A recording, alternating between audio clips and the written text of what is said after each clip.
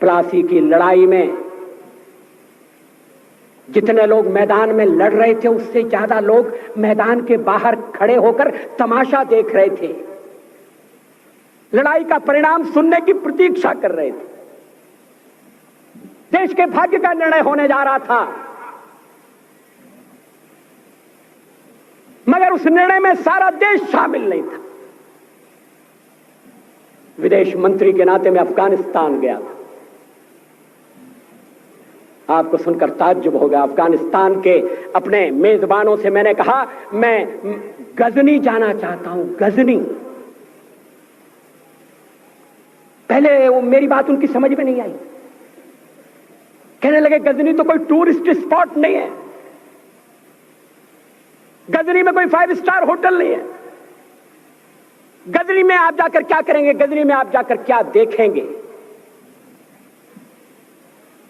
मैं उन्हें पूरी बात नहीं बता सकता था। मेरे हृदय में कहीं गजनी कांटे की तरह से चुभ रहा है। जब से मैंने गजनी से आए एक लुटेरे की कथा पढ़ी है और किशोरावस्था में पढ़ी है, मैं देखना चाहता था वो गजनी कैसा है। आपको सुनकर ताज्जुब होगा, महमूद गजनी का अफगानिस्तान के इतिहास में कोई स्थान नहीं है।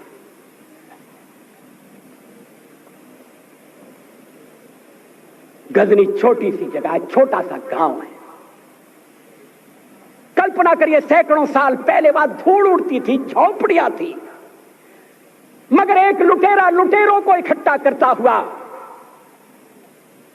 सोने की चिड़िया को लूटने के लिए चला आया। आपस की फूट से जो राजा है वो लड़ेगा, जो क्षत्रिय है वो लड़ेगा। हमने समाज के बहुत बड़े वर्ग को लड़ने के अधिकार से वंचित कर दिया। हमने उन्हें हथियार नहीं उठाने दिए। मार्शल नॉन मार्शल के आधार पर हमने समाज को बांट दिया।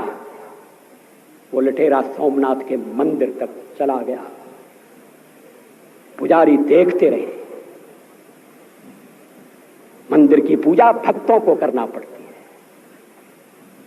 मंदिर तो एक प्रेरणा का केंद्र है।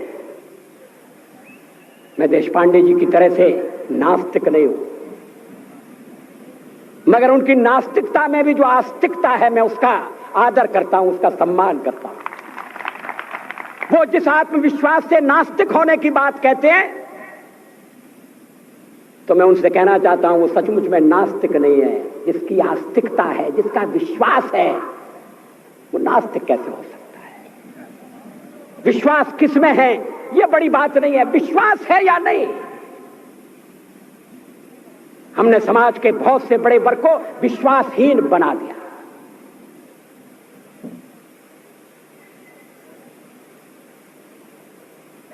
लोगों ने हथियार नहीं उठाए, वेद पढ़ने के दरवाजे बंद कर दिए। इसलिए हम पादाक्रांत हुए। अफगानिस्तान में मैंने एक बात और देखी। मुझे जिस होटल में ठहराया गया उसका नाम था कनिष्क। अफगानिस्तान एक मुस्लिम देश है।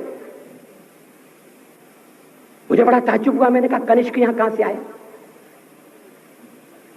तो मेरे साथ अफगानिस्तान के विदेश मंत्री थे। मैंने कहा कनिष्क आपका कौन लगता है, कनिष्क से आपका क्या संबंध है।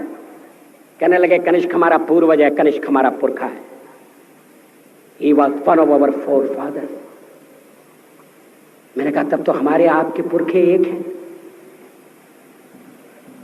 अफगानिस्तान के लोगों ने उपासना पद्धति बदली है, संस्कृति नहीं बदली। आज के भारत के परिवेश में यह सुनने के बाद थोड़ा विचित्र लगता है। हमारे यहां तो धर्मांतरण के साथ राष्ट्रांतरण होता है, ऐसा दृश्य दिखाई देता है। पड़ोसी देशों में ऐसा नहीं हुआ। अभी राम जन्मभूमि का मामला चल रहा है। एक विदेशी आए, कहने लगे राम जन्मभूमि का क्या झगड़ा है। हमने कहा इस पर विवाद हो रहा है कि श्री राम कहां पैदा हुए थे, और जहां पैदा हुए थे वो स्थान उनके मंदिर के लिए प्रयुक्त किया जाए या न किया जाए। वो इंडोनेशिया से आई थी, वो मुसलमान है। कहने लगे हम तो समझते थे कि राम के लिए सारे भारत में आदर होगा, सम्मान होगा। हमने कहा ये आपने कैसे समझा? कहने लगे आप तो इंडोनेशिया आ चुके हैं, इंडोनेशिया में बहुत से लोगों ने इस्लाम स्वीकार कर लिया, मगर श्री राम को विस्मृत नहीं किया, श्री राम को भुलाया नहीं। इंडोनेशिया के बाली द्वीप में 1 महीने रामायण की लीला होती है। मैं उस समारोह में जा चुका हूं। उस समय भी विदेश मंत्री मेरे पास बैठे थे। मैंने कहा ये रामायण ये क्या हो रहा है? मैंने कहा एक्सीलेंसी ये मंच पर क्या हो रहा है? कहने लगे एक्सीलेंसी आपको पता होना चाहिए।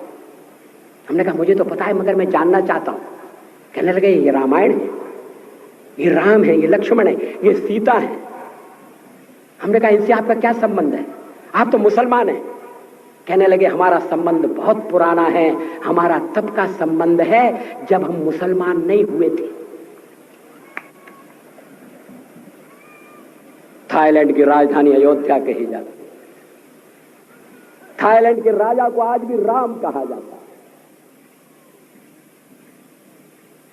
सावरकर जी ने हिंदू राष्ट्र की बात की, हिम्मत के साथ।